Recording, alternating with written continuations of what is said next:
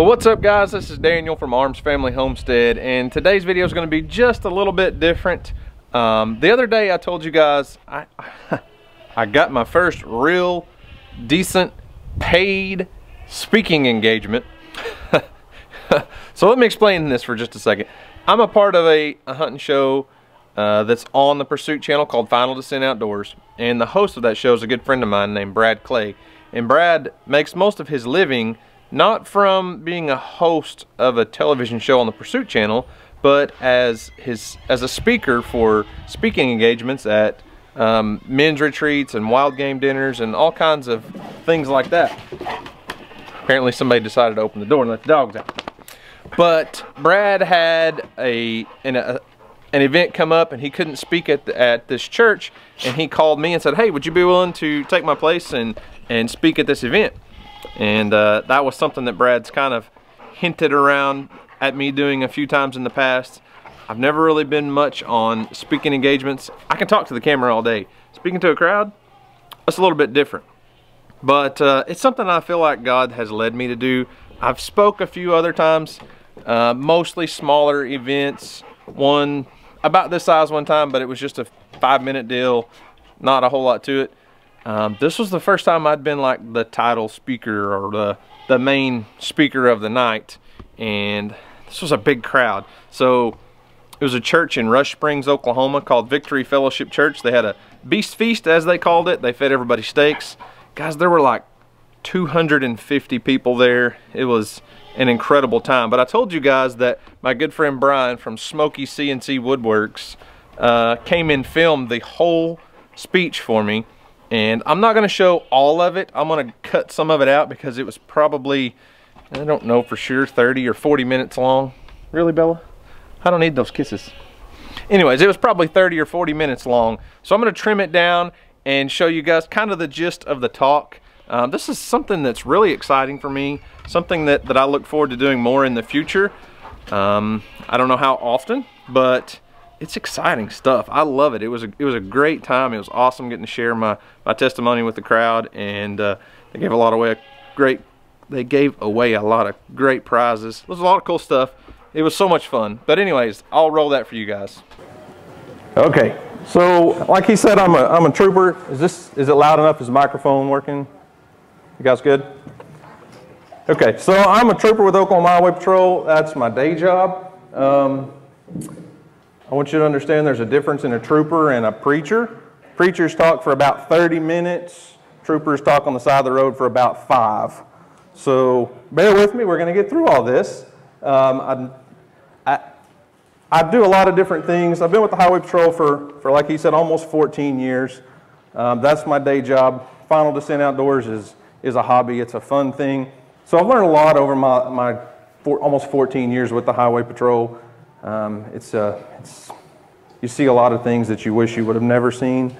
I don't know, could you put the picture of my family up there? Did we get everything to work? So Houston's here with me tonight. Houston's my 7-year-old. He's the star of our little YouTube channel. But my wife, DJ, and then Weston's our 17-year-old, and Emily. The other 3 couldn't make it tonight. Weston's got a high school basketball game. Sulphur Davis, huge rivalry. One of the biggest rivalries, small schools in the state. Snowstorm kind of got everything changed up, but they couldn't be here tonight, so that's all right. So, Final Descent Outdoors is on the Pursuit channel. If you've never seen it, it's the longest running show on the Pursuit channel. And Brad Clay started it several years ago, and it started off, believe it or not, as a I don't even really call it a ministry, but a bunch of guys in a Sunday school class got together and just started hunting and fishing. And they said, why don't we take a camera and we can film this stuff? And I wasn't really friends with Brad at the time. I went to a different church, small town. I knew Brad and I knew these guys were starting this thing. I'd always dreamed of outdoor TV and hunting and fishing on TV and that stuff. I always thought that was just, you know, for guys like Jimmy Houston and Bill Dance. But Brad and about 4 or 5 other guys in their Sunday school class started filming this stuff. And after about a year or 2, they got on a little public broadcast that a station that a church in Durant had put on. And then they put out a DVD. And somehow I ended up with a DVD of the first season, and I watched it, and I was like, oh, this is bad. This is terrible. But Brad will look back now and tell you the first 2, 3, 4 seasons of Final Descent Outdoors were really rough. I mean, you're just talking about a bunch of guys from Sunday school class that just grabbed a camera and said, we're going to go make a hunting show. And it's grown from there. So it's on season 9 on the Pursuit channel.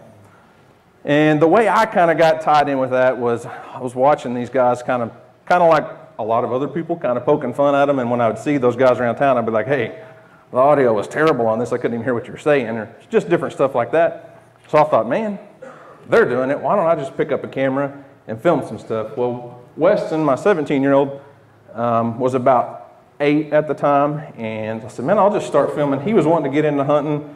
He was just at the age where I thought he could kill a deer. I grew up hunting and fishing and stuff. And so I thought, man, why don't I just film what he's doing? He was like dead set on killing a deer. So I'll just get a camera and film that.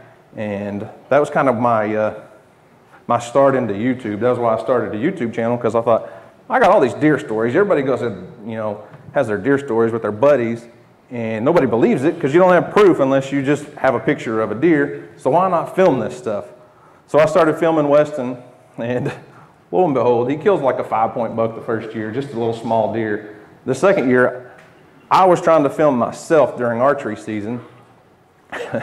It's really, really hard to film yourself and bow hunt at the same time. Just to get the deer on frame, in camera, and then pull the bow back, and then the deer takes 3 steps, you let your bow down, you move the camera, you draw on him, and then he keeps, well, there was this giant non-typical deer that I had on camera, and the first time I'd ever saw him in person was the last day of bow season before the youth rifle season started. And I got a picture of him and a little bit of video that evening, and took it home and showed Weston. He was like, I'm gonna kill that deer tomorrow, it's youth rifle season. I said, well, good luck, buddy. I've been hunting him for, a month and a half now. We haven't seen him but once. And lo and behold, the first morning of rifle season, about 20 minutes after shooting light, this buck walks out at 20 yards. I thought, man, I could have shot him with my bow if he didn't take a step. And Weston drills this deer. We get it on video. I thought it was the greatest video ever. I'm watching it. I edited this whole thing up, posted on Facebook and YouTube and stuff, and Brad sees it and he calls me. He's like, hey man, we do a youth episode every year. Can I use that video on the show? And I'm like, being the guy that grew up watching hunting and fishing on TV, I got a little emotional over it. Did we lose the audio? I got a little emotional. I was like, man, this is the craziest thing ever. And here I am, the guy that was making fun of Brad for Final Descent Outdoors. I'm getting all emotional, and it was kind of pulling at my heartstrings, because you want to see your kids succeed. Everybody wants to see their kids succeed. And here Weston kills this giant deer, and then Brad calls and says, hey, can we put that on national TV? It's like, oh, he's 8 years old and he's living my dream now. But so we kind of got tied in with Brad through that, posting a few videos here and there. Brad wanted to use it, and I was like, hey Brad, can I be a part of that show? And he's like, you made fun of us. You didn't want to do that. You were the one making fun of us. And I said, well, that was a couple years ago. You've gotten a lot better since then. And so I started just tagging along with a few guys. I got to go film, basically. If there was a guy who was going on a hunt, I'd go film for him. And it just kind of built a relationship with Brad. So that was how I got started with Final Descent. And over the years, I've got to do so Final Descent's a really small part of our life, I say that. I mean, we're on the national scene on the Pursuit channel, but it's literally 1 or 2 episodes that I'm a part of every year. But some reason, of all the trips I've done with Brad, we always end up on alligator hunts together. And one year we went to Louisiana, and you watch swamp people, and it's really dramatic and crazy and wild and all this splashing. You're like, this is fake. Swamp people's fake. So we go to Louisiana, because Brad lines this deal up. We get down there. I'm thinking, all right, you go out and you hunt alligators. Well, no, it's just like swamp people. You have somebody that takes you out, because they're commercial hunters. They're taking them for the meat and the hides, and they're selling them. So he lines us up with this guide. We get to Louisiana. He says, meet me at this diner out here by the interstate. We get there. His name's Gator Reggie. And we go in, and I'm not kidding. The first hour we met Gator Reggie, I don't know what he said, but there are gators in the water. There are gators in the water, and you shoot them. And that was it. Like when he was so Cajun, I couldn't understand him. And after a couple days, I started talking like Gator Reggie. But you know, we go out and we're in these swamps. I'm telling you, Brad, I thought we were going to lose Brad a couple times. He got a little scared. We go out in the swamp, and you're in a boat with a guy that you just met, and you go 10, 15, 20 miles into a swamp. If the boat sank, we were done. I have no clue how to get out of there. And it's really just like swamp people. You're trot liner. You're running jug lines and limb lines for these gators, and it's kind of boring until you pull that rope up. And then on swamp people, when that gator rolls and hits some splashes, and they cut the scene and go to commercial, and everybody's going to die until commercial's over. That's really what it's like. It gets pretty wild. And so we shot a few gators on that trip. But then a couple of years later, he called and wanted to know if my wife and I wanted to go to Florida. Well, my wife absolutely loves Florida. She wasn't going to turn it down. He said, so we're going to go alligator hunting. I said, well, let's do it. And he said, oh, by the way, Kendall Jones is going to go. And Kendall Jones, I don't know if everybody remembers Kendall. She was the Texas Tech cheerleader several years ago that was going to Africa with her family and shooting all the big game animals.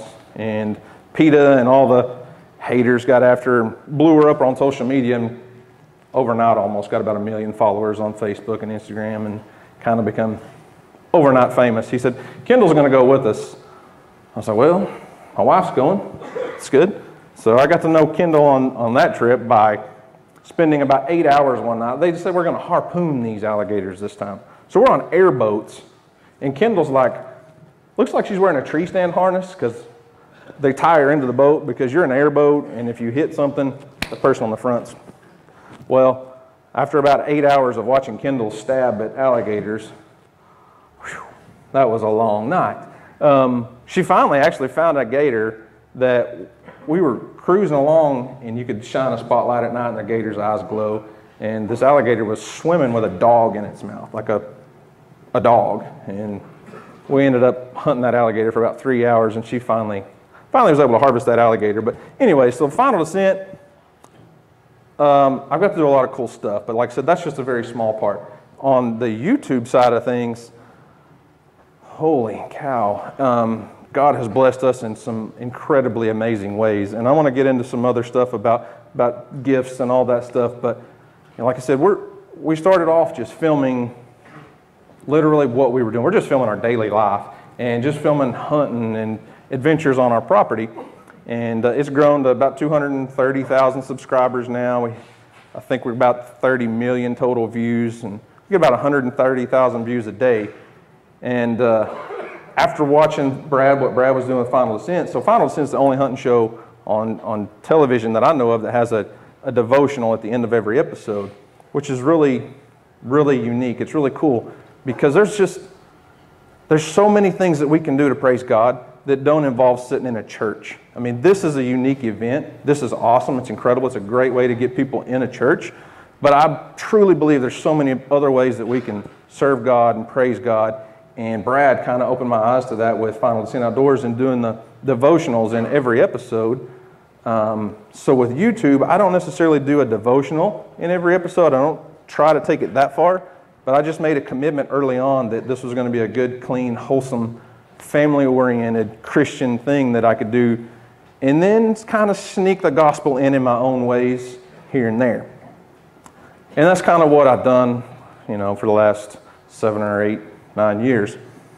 So I want to back up and talk about my childhood a little bit, kind of tell you where I came from. When I was I came along late in life for my dad. My dad was almost 40 when I was born. I think I came from his 3rd marriage. We had this conversation one time before he passed away. I think came from his 3rd marriage. My mom was quite a bit younger. It was her 1st marriage. They got together. They were living in Dallas, and he said, I'm not going to raise a kid in Dallas. I'm getting them out of here. So he moved back to small town Sulphur, Oklahoma, cashed out his retirement, sold everything in Dallas, and bought some property and built a house. And that's where I'm raising my family. We still live on that family property. But when I was 6 years old, my mom was killed in a car accident. And I can remember the night like it's just like it's a video to me. My parents had separated, And earlier that night, it was December 23rd, so it was just a couple days before Christmas. I was 6 years old. My parents, like I said, were separated, and that evening they said, "Hey, do you want to go with Mom or Dad?" I said, "I want to go with Dad. I haven't been with Dad in a few days." So I do, and Mom went out to a Christmas party, and I went home with Dad and went to bed, and about 1, 2, 3 o'clock in the morning, I remember he came and picked me up. It was really weird. He came, picked me up, wrapped me in a blanket, and we took off down the road, and of course I was 6, I didn't know what was going on, but I remember we drove up on this accident scene, and my mom's car was on this wrecker, and it was just crazy. They wouldn't really tell me anything. I was 6, so I understand now, but he took me to my grandparents' house and then left. Everybody just left. Grandparents were there. They didn't really know what was going on. And the next morning, my dad made it back, and my mom had died in that accident. She had gone to a Christmas party and was drinking, and on her way home hit some ice on the road, and the vehicle rolled over, and she was ejected. And I mean, at 6 years old, I had no idea what had happened. I found out later, and it probably has a lot to do with what led me into law enforcement later in life. But so I lost my mom at 6 years old. So then my dad, at 40, who had a couple older kids that he had probably not been the best parent to, was left with just me. And it was just him and I. The older brother and sister were already grown and gone. And he becomes such an important person in my life. He became everything to me. My dad, in my eyes, growing up, he was everything. He became the most important person that I could have ever dreamed of. He did everything for me. He became the best parent that I could ever imagined. And he kind of, through the years, he got married once or twice, but it was always just me and him. I mean, everything. He was my baseball coach. He was my basketball coach when I played basketball in Houston. I did when I was a little bitty kid, I promise. But he was just, like I saw him, he became almost like God to me. Like he became such a good father and such a good leader in my life. He was everything. And I didn't grow up in church. But my dad, I know my dad was a Christian, and I know he was a believer, but we just didn't go every Sunday. We'd go every once in a while. And later, some things happened, and he became closer to God. I know he did. But when I was in high school, my dad came down with cancer. He had cancer on his mouth from smoking, and they took his bottom lip off and went through radiation and all that stuff. And it was a battle for about every couple of years. He would come down with another form of cancer.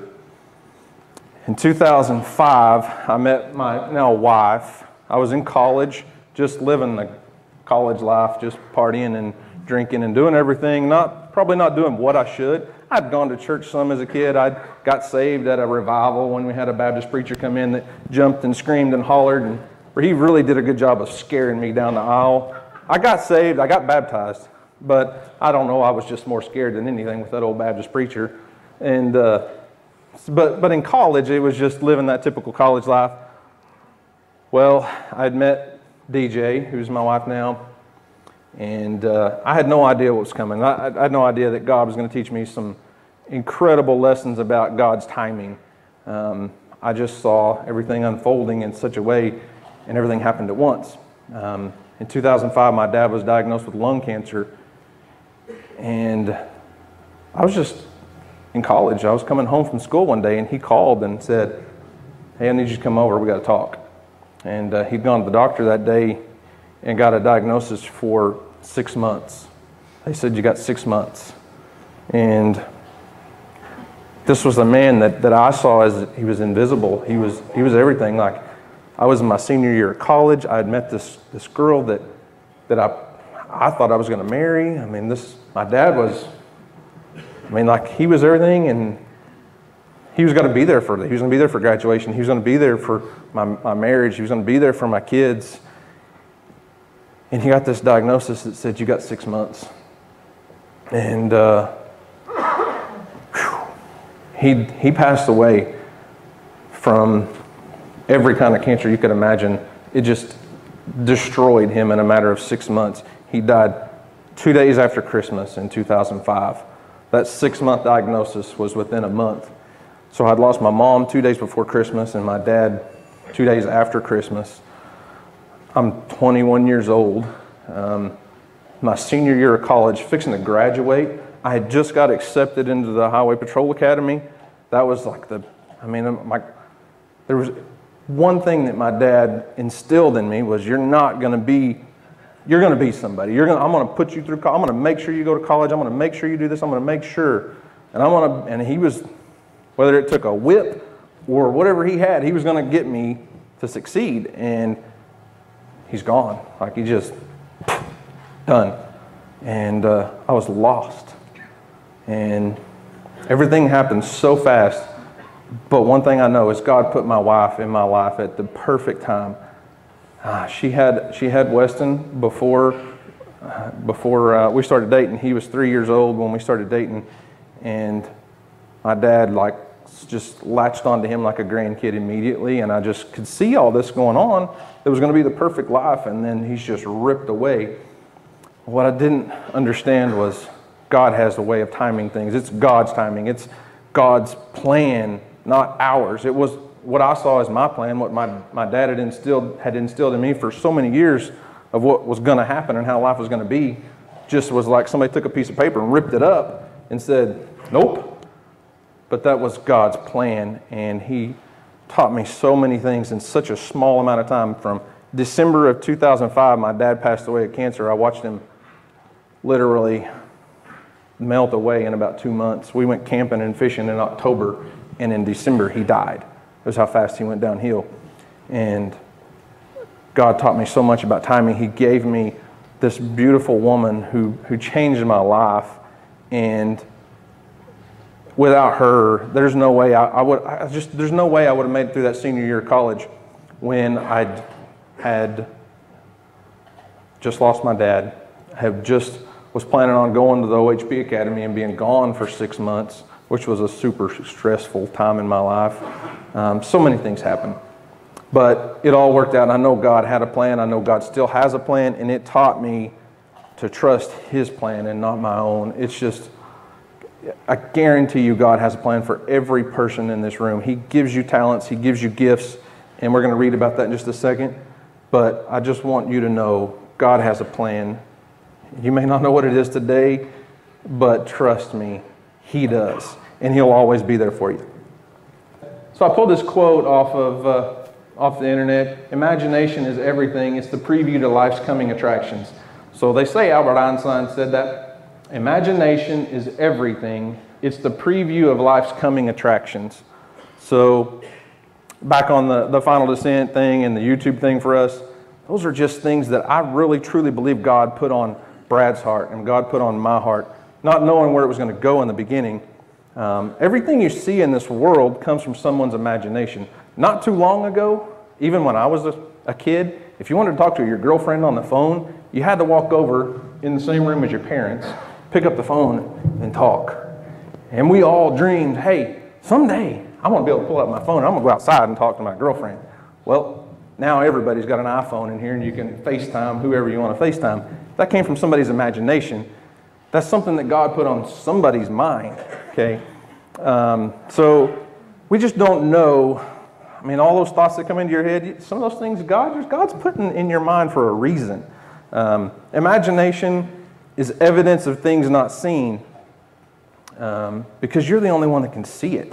So the fastest way to kill a dream sometimes is to tell it to the wrong person. I mean, who here has had an idea that might have been, you know, a product you were going to come up with, or it could have been like with Brad and Final Descent Outdoors or our YouTube channel. I'm telling you what, I had no idea why I was starting this YouTube channel other than just to show hunting stories and hunting videos with my buddies. But I think God started that for a reason. God planted a seed for a reason on my heart for the YouTube channel so long ago, and I had no idea why, but when I first got started, and Brian's a good friend of mine, he's here too, he's a retired trooper. I worked with Brian for 12 years probably. We were partners for a long time, and I didn't tell a lot of people about YouTube when I first started it because coming from law enforcement, you're dealing with a lot of guys with big attitudes, and they're set in their ways and they're stubborn, and they're hard-headed, and law enforcement guys don't have Facebook pages. They don't share pictures with their friends a lot of times because it's just private information. You don't share that stuff. So I didn't tell a lot of the guys that I work with I had a YouTube channel, and it was because I was scared what people were going to do. I was scared what people were going to say. They were going to judge me because I was doing something stupid in their mind, you know, because it was outside the norm. It was one of those things that was my vision that God put on my heart. He may not have put it on some of those other guys' heart, so they couldn't see where I was going with that. So that quote, imagination is everything. It's the preview of life's coming attractions. There was a time I sit around and dream, man, what would it be like to have 100,000 subscribers on YouTube? What would it be like to be able to post a video talking about, I mean, something as silly. We go out and plant seeds in the garden, and I'm talking to Houston, and hey, here's these watermelon seeds. Here's what we're going to plant this seed. And then in a couple weeks later, we come back, and here's what it's turned into. And then a couple months later, we've got a 30-pound watermelon. You know, we're just planting seeds in the dirt, but I can slide in little messages here and there, whether it's just to my kids or to the camera, to the audience of, you know, God may plant these little seeds here and there that other people may not see. They may not see that preview of life's coming attraction because it's not for them. It's your evidence of things not seen. So, back on the topic of outdoor hunting and fishing and all that stuff, who here has ever thought, man, it'd be really cool, or who dreamed as a kid of being on like outdoor TV, a hunting show, fishing show? You did? So that's all I watched as a kid. I grew up hunting, fishing. I thought you had to get up at 6 o'clock in the morning to catch like the 2 hunting or fishing shows. You had Bill Dance, you had Hank Parker, Jimmy Houston. That was about it. I mean, that's in the 80s, early 90s. There just wasn't a lot. Can you roll that first clip that I had you put up here?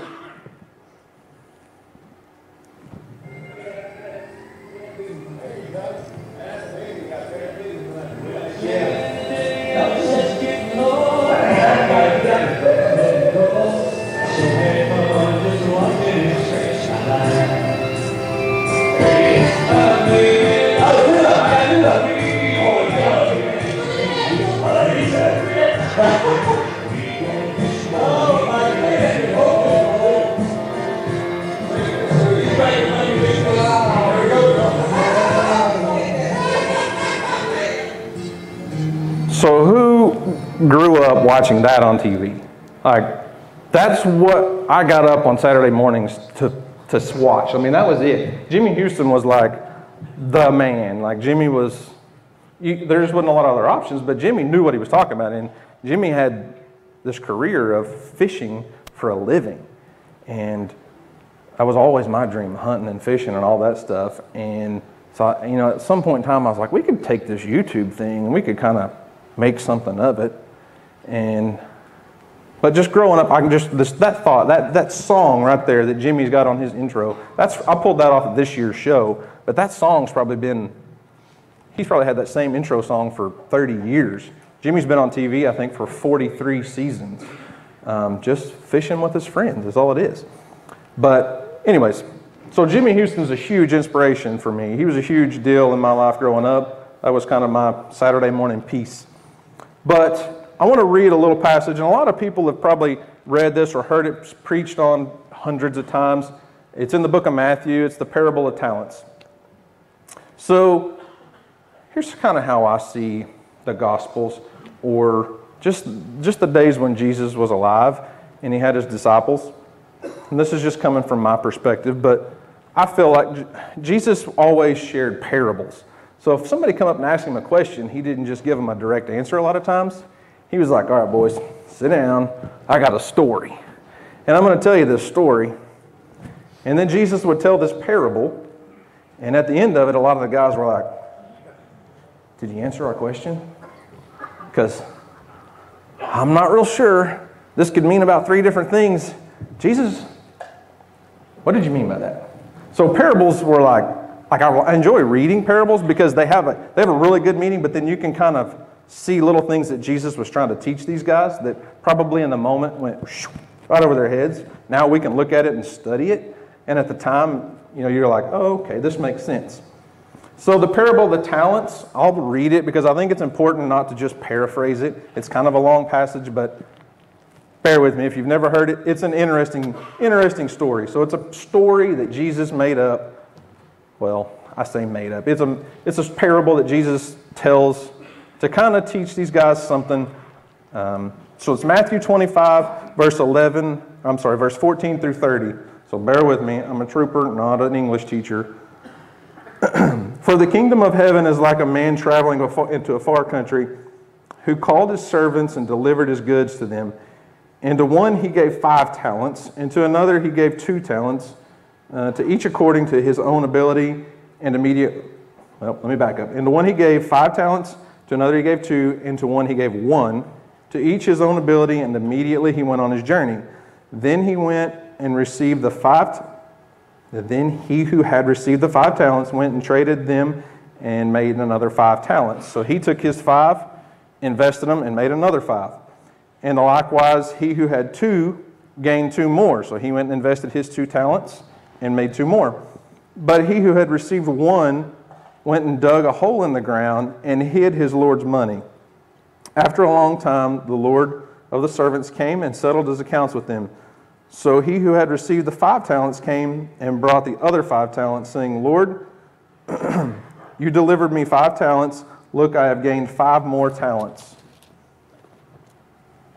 His Lord said to him, Well done, good and faithful servant. You were faithful with a few things. I will make you a ruler over many things. Enter into the joy of your Lord. He who had received 2 talents then came to the Lord and said, You delivered me 2 talents, and I've gained 2 more. His Lord said to him, Well done, good and faithful servant. You've been faithful over a few things, and I will make you ruler over many. Enter into the joy of the Lord. Then he who had received 1 talent came and said, Lord, I knew you were a hard man, reaping where you have not sown, gathering where you have not scattered seed, and I was afraid and went and hid your talents in the ground. Look, there is what was yours. But his Lord answered and said to him, You wicked and lazy servant, you knew that I reap where I have not sown and gather where I have not scattered seed. Therefore you ought to have deposited my money with the bankers, and at my coming you would have received it back with interest. Therefore take the talent from him and give it to who has 10 talents. For everyone who has more will be given, and he who has abundance and he who will have abundance. But from him who does not have, even what he has will be taken away. And cast upon the unprofitable servant into the outer darkness, therefore where there will be weeping and gnashing of teeth. So the parable is talking about talents. The parable is talking about money. The ruler had a lot of money, and he gave these guys different amounts of money. A talent, I'm not positive, you may know more about this than me, but a talent's like, what, a week to a month's pay? So it's a pretty substantial amount of money for these guys who were servants. And so the guys that went out and invested the money, did their thing. Well, what if we think about that from a different perspective? We're listening to a story that's about money, but it says talent. So why don't we put that in perspective of talents and gifts? God gives everyone talents. God gives everyone gifts. I had no idea growing up that one of my talents was going to be walking around talking to a camera and getting people entertained enough to actually click on a website and watch that. That was a talent that I didn't know I had. And it's a talent that I've watched Houston here, who's 7 years old. I've never seen another person more comfortable in front of a camera. That's a talent that God gave him. But God gives us, abilities as talents. But what about time? What about our time? Is that not a gift from God? We don't know how much time we're going to have here on earth. I had no idea. My mom didn't know she was going to die of a car accident when I was 6 years old. My dad didn't know that he was going to die of cancer right before the biggest time in my life. So we don't know how much time we have. We don't know that. But we do know that God put us here, and while we're here, every day's a gift. Every day's a gift from God. So why don't we treat it that way? I mean, why is it we wake up on Monday morning going, ugh, I hate Mondays, I don't want to go, that's still a gift from God. It may be Monday, and you may not want to go to work, but you can still praise God. You can still worship God on a Monday morning in the office, just doing your daily work, just doing your daily job. You don't just praise God with your time on Sunday morning and Wednesday night. So if we're talking about the parable of talents, it can be, I mean, to me, it can mean so much more than money. Obviously, in the story, Jesus is the ruler, and we don't, Jesus was only here for a short amount of time. He went away. He's coming back. We don't know when he's coming back, but what are we going to do until he does? What are we going to do with the time that we've been given? So the one thing about the parable of the talents was not necessarily that, it's not that the servants were judged based on what they were given. It was that they were judged based on what they gave back. So I think that's huge. I think it's huge. Jesus or God or the ruler felt the same way about the servant that had 5 as the one that had 2, because they both were good servants of their talents. They were good servants of the money that they were given. Talents, time, not just money. So we're all given talents. I mean, just within my family alone, my wife, she didn't know what was coming. She didn't know. She had never lost a parent. She had never lost all that. But she had this crazy ability to connect with me that I've seen her use to connect with so many other people. She's a photographer, and we've got a high schooler. He's playing basketball right now, actually. She's got this crazy ability, this gift to connect with teenagers and with kids that I don't have. And it's probably partially because I'm in law enforcement, I'm a trooper. The 16-year-olds at school aren't happy to see me. But she's got this great gift, this great talent to connect with kids that she has this, it's unbelievable. And Weston, my 17-year-old, is the most gifted athlete. I tell him all the time, I said, you're the guy I hated in high school. Because it doesn't matter what it is, you're good at it. We're all given different gifts. We're all given different talents. And like I said, my youngest here, this guy, he can talk to a camera like nobody ever met. So it's kind of how I use the talents that I've got, the gifts that I've been given was through YouTube. I'm not a preacher. I don't ever plan on being a preacher. I'm in law enforcement, and I feel like that's a calling in and of itself, but that's a whole different speech. But I do want you to understand, we live in a world where everybody pulls out their phone and they go, oh, Facebook. The devil, it's just all about Satan. Satan rules Facebook, because when you get on there, everything's bad. And then they'll go to YouTube and they'll be like, oh, this is just of the devil. Maybe Satan has a grip on our society. We live in a world where everyone says social media is the death of our society. It's the death of so many Christians because it leads you down the wrong path. Well, guys, I'm here to tell you, it's my goal to use Facebook, YouTube, Instagram, whatever it is, to be a little bit of a light into somebody's world. I couldn't tell you how many messages we receive, private messages on Facebook and Instagram and stuff. I mean, long messages that say things like, I got a card in the mail a while back from a lady that said, hey, I started watching your YouTube channel about 2 years ago. And you shared some stuff about God in a couple videos. I had no idea you were a Christian, so I got to watch more of your videos. And I was fixing to go through a divorce. My husband was beating me, and we were just in a really bad time in our life. And your videos just gave me this inspiration that there's hope out there, that there's still good people in the world. And I was like, well, lady, I was just planting seeds in my garden and taking my kids fishing, but I had no idea that those little things were what people were picking up on. And she messaged me about a year later and said, hey, I just wanted to send you this message and tell you that my husband got started watching your YouTube channel too. And you shared, I don't even remember what it was. I told a story about something that happened at church or something. And so I had a little 5-minute sermon, and she was like, my husband started watching more and more and more, and now he goes to church with me. We've changed our life. Our marriage is on good track, and it's just crazy. The stuff that people, we do, the things that we do in this life that we don't realize have an impact on people. I mean, you can stand up here and you can preach the gospel, but it's those little things that you do when you're alone with somebody or when you're at work that might touch that person, to change their life, that you have no idea. Most of the time they're not going to tell you, but those little bitty things, you can share your faith on a big stage all you want, but the people are watching those little bitty things that you do when you don't even know they're watching. So if we flip on over later in Matthew, you'll find the Great Commission. I'm not going to read the whole thing, but we're all called to be missionaries. I used to read that, or used to hear, every once a year, so they would send a missionary to our church, and they'd get up there and preach, and usually they went to the book of Matthew and preached about the Great Commission. And I was like, okay, some people are missionaries. Some people are called to be missionaries. I totally agree with that. But, yeah, I'm not a missionary.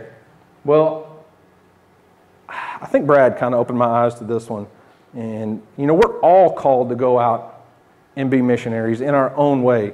You don't know what God's calling you to go do sometimes, but there's a reason He puts certain things on your heart. There's a reason He puts certain things in your imagination. And it's up to you to take those out and share the gospel with people, share your Christian faith with people, and it can change people's life and you don't even know it. Hey, can you roll that other clip for me? So I talked about, Jimmy Houston was a huge, huge inspiration in my life as a kid. Let me just show you this. I don't know if I have a fish one. Oh, I got a fish. You got one right there. Just take long minute. Oh, there you go. Oh, no, I can't. Hey, what's the deal? A lot of grass down there. Just keep your rod up. Keep your rod up, buddy. I'm going to get him for you. Just play over there a little while. Wow, look at there. Looky there. Holy moly. What a way to start. Oh, there's the first fish. Oh, I got the other one. Oh, the other one. Oh, he's trying to get one. Looky there. You got that thing down deep, too. Oh, dang. You took it deep. What do you think about that? Second cast. Second cast? Holy cow. Mine's a flyer. What do you think, Lisa? Oh, I'm fishing today with Houston. That's right. Houston is with Houston. This is Houston R, a buddy of mine that lives not too far from us here. And his daddy Daniel's come along with me here. That's a pretty good start right there. So that's a clip of an episode of Jimmy Houston Outdoors that just aired on 13 different networks. That was, I pulled that off the Discovery Channel. I had no idea Jimmy was on the Discovery Channel, by the way. I had no clue that carrying a camera around my yard, just doing our daily chores and showing our daily life, would lead us to a point in the world where Jimmy Houston would call us and say, hey, you want to be on an episode? Excuse me? Like, what? So the reason that come about is Jimmy Houston was wanting to grow his YouTube channel, and he's piddling along and typing stuff in YouTube, and come to find out, we really actually don't live that far from Jimmy's ranch. And he found us on YouTube and approached us to help him out with his YouTube channel. I mean, how does that happen? I mean, I'm just a guy, a normal everyday guy that walks around talking to a camera. You saw it on the video. I follow my family around with a camera, and we try to edit it up so that it's entertaining. And it reached out to Jimmy Houston's followers, and they were like, you've got to get Houston to go fishing with you, because this kid in their fishing videos is the most animated, awesome, big-hearted kid. You'll fall in love with him. And Jimmy came down and invited us to go fishing with him. That's on his private lake, and it's opened this YouTube channel's opened so many doors for us. God has led us on a path that I can't even describe it, guys. It's just insane what God has done for us. I went from a kid that lost my mom when I was 6, and my dad at the most critical point in my life that I knew of. I mean, he missed my graduation. He missed my marriage. He's never got to meet my kids. Like that was the hardest thing I've ever gone through in my life. And God's timing showed me that He's in charge, that He knows what's going on, that He can lead us down a path to become who He wants us to be. I don't know what God has in store for the rest of my life. I have no clue. But I do know if He can take just this, I mean, I'm not a hillbilly kid, but I grew up hunting rabbits and squirrels and running, chasing crawdads in the creek and all that stuff, to a platform that I can share my faith to the world who needs to see there are still good Christian families out there. There's still a good Christian base in America. People, we don't see it on TV nowadays. Always sees the junk and the trash because what's on TV is controlled by people that they don't, I mean, when I got started with YouTube and stuff, they're like, don't put politics and religion in it. And I said, no, I don't care about politics, but I will share my faith. I will say on camera in front of 50,000 people that I do follow Jesus Christ, that Jesus is the reason I am where I am today. And Jimmy saw that. Jimmy saw those things. Jimmy contacted us, wanted us to be on the show, and I've got to actually become really good friends with Jimmy. And he's such an incredible person. I had no idea, watching Jimmy Houston on TV my whole life, I had no idea that he was such a strong Christian. I had no idea that he was such a believer. But you can go somewhere with Jimmy and you're like, yeah, you're thinking he's telling a fishing story. No, he's sharing the gospel with somebody in a public place. He'll straight up ask them, hey, or, you know, do you know Jesus Christ? Or you follow Jesus Christ? I mean, he does a daily devotional on YouTube every single day.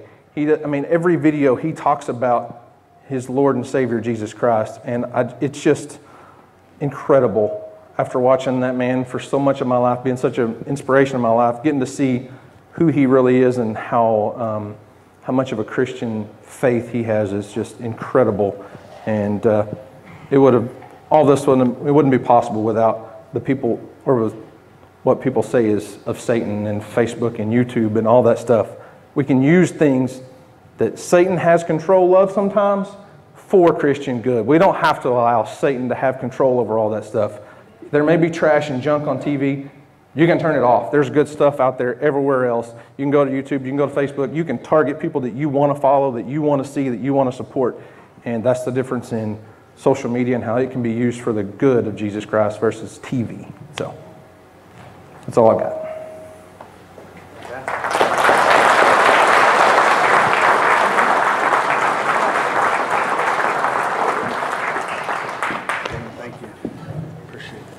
So there you have it. I hope you enjoyed it.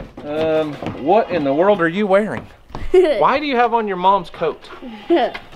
Go in, take that off and get something of your own on, buddy. Please? I don't have anything warmer but this own. Oh, we'll find you something warmer. Anyways, guys, I hope you enjoyed that. Like I said earlier, I had a ton of fun. This was a blast. What, buddy? I got this machete there. You sure did. Let me finish this video, all right? Okay. So I look forward to the possibility of doing more events like this in the future. Houston, if you're going to be here, I don't want your head cut off. Like, if you're going to be in it, be in it. If you're not, you're not. So, anyways, I look forward to the possibility of doing more events like this in the future. I am by no means an expert speaker. I can promise you that. I can sit here and talk to this camera all day. You put me in a crowd of 200 people, 250 people. It's a little more difficult. I'm not going to lie. But that's something I want to improve on. I want to get better at.